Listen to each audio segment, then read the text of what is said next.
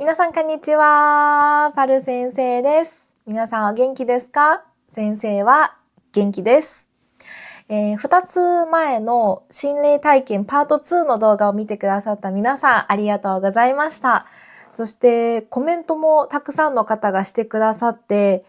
全部しっかりと読ませていただきました。こういう体験したことあるよって書いてくれた方とか、怖いって書いてくれた方、動画撮ってくれてありがとうございましたとか、本当にいろんなコメントを皆さんがしてくださってすごく嬉しかったです。で、今日は実はですね、もともとはポッドキャストを撮る予定ではなかったんですけど、みんなとシェアしたい出来事が起こったので、ちょっとカメラを回しています。で、今回お話ししたい内容も実は心霊的なお話になりますが、パート3というわけではないので、前回のパート2とは別で見てください。今回は番外編のような感じになります。今回みんなとシェアしたい出来事が起こったのは2日前の朝です。で、先生基本的に朝は9時ぐらいに起きるんですけど、その日は彼氏がいつもよりも早く仕事に行くっていうことで、一回7時ぐらいに目を覚ましました。で、見送って、その後まだ自分の仕事までは時間があったので、二度寝をしました。で、二度寝をして次に目を覚ましたのが、何時だろう。多分感覚的には9時ちょっと前ぐらいだと思います。目を覚ましたんですけど、体が全く動かなかったんですね。で、先生もこんな経験は初めてで、どんだけ力を入れても全く動かない。でも、目は動くんですよ。で、どうにもこうにも体を動かすことができなくて、で、瞬時に、あ、これが金縛りなんだっていうふうにね、その時分かりました。で、みんなもね、その前回のパート2と最初のパート1見てくれている方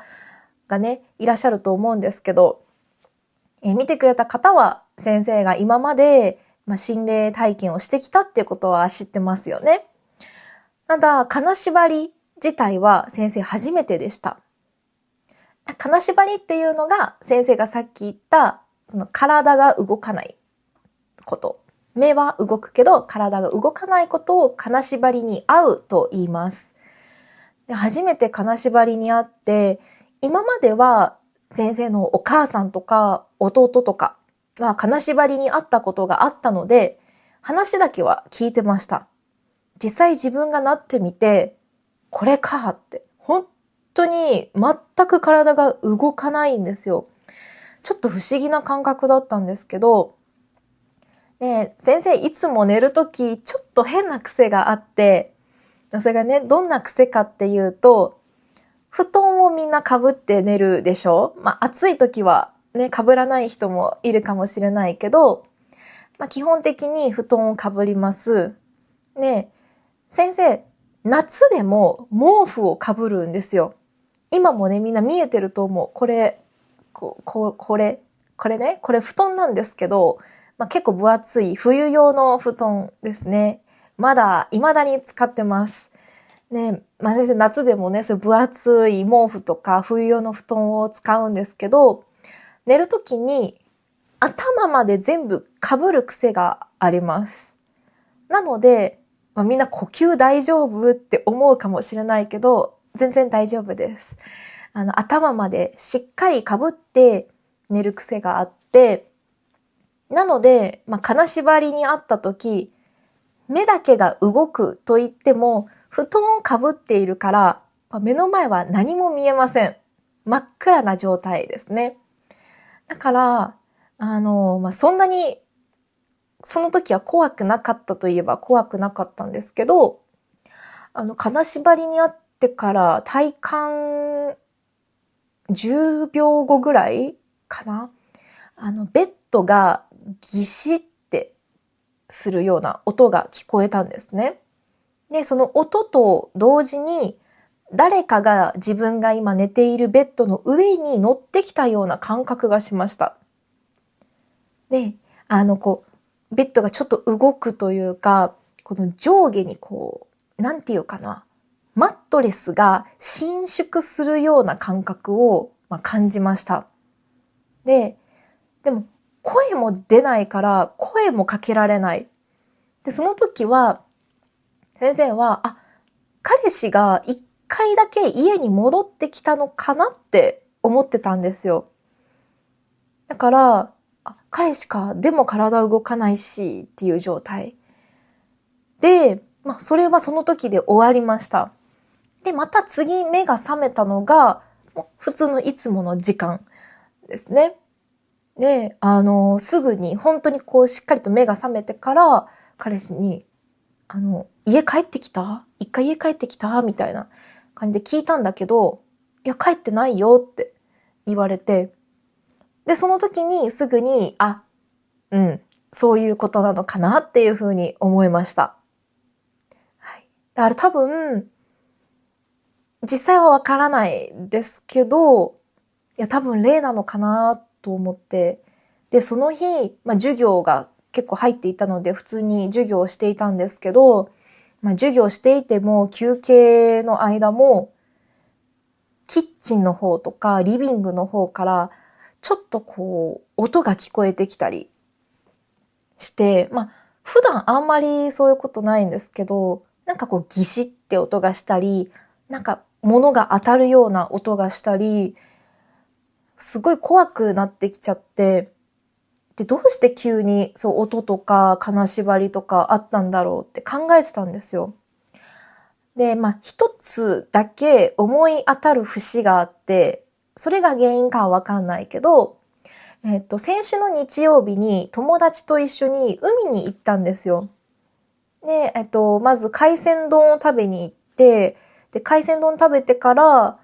みんなでアイスクリーム、デザート食べたいねっていう話になって、で、ジェラート屋さんをネットで調べて、で、そこに向かったんですけど、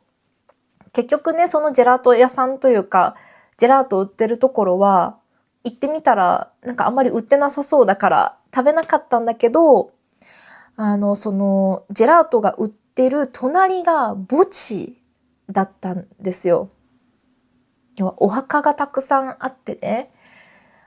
特にその、墓地に入ったとか何か悪さをしたとかそういうわけでは全くないんですけど、その場に行ってるから、それが原因なのかなってちょっと思ってて、で、同時にその一緒に海にいた友達も、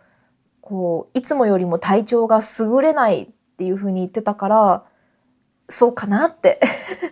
思ってるっていう、この話をみんなとちょっとシェアしたいなと思って、今日はもともとポッドキャストを撮る予定じゃなかったんだけど、今カメラを回しました。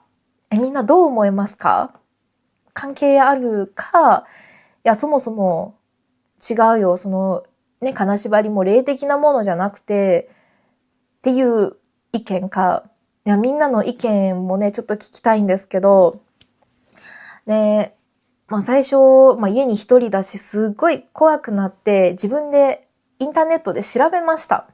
その金縛り原因っていう風にね、Google で調べて、そうすると、ネットでは、金縛りは、霊とは関係ないですよって。もうちょっとね、今調べた画面、見てみます。